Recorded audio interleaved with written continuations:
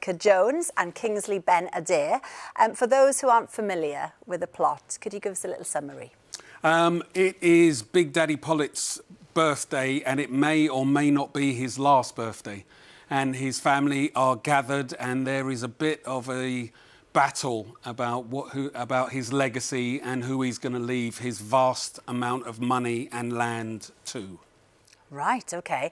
So your character, Big Daddy, is very well, he's the main character, really, in it. What's he like? What sort of man is he? He's not exactly the main character in it, but he's one of the main characters in it. But he's a difficult man. He's a man that at the time when the play starts, for a good few years, he's been silent, he's been sick, he's believed that he's going to die. And on the day of his birthday, he's told that he's not going to die. And so on that particular day, he kind of sets about kind of putting a lot of past grievances to pay him back some things that he feels he's been wronged by. Lots of people will know this play because of the very famous film version with Elizabeth Taylor, but it has a really interesting story as a piece of theatre, because when it first came over here in the 50s, it was controversial, and it actually wasn't allowed to be performed publicly because homosexuality is one of the big themes.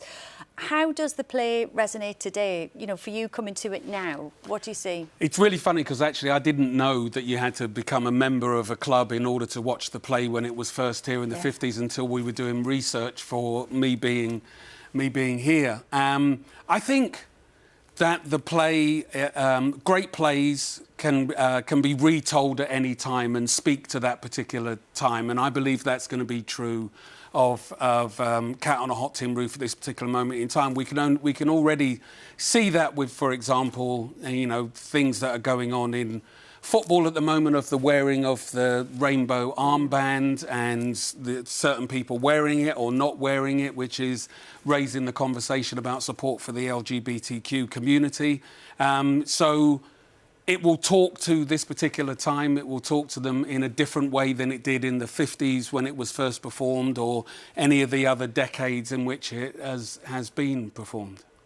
The play asks sort of a question. Is it better to live by truth or by lies?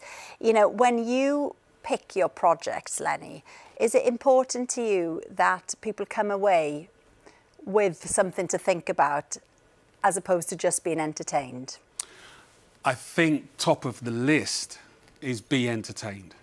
And after that, if you're asked to think, if you're asked to consider, I think any good art, any good play, film, television, you should come away from it, the best of them, you should come away from it adjusted.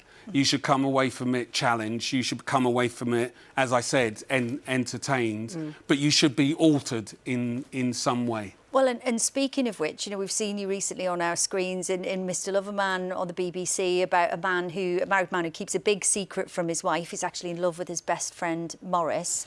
Let's have a little look.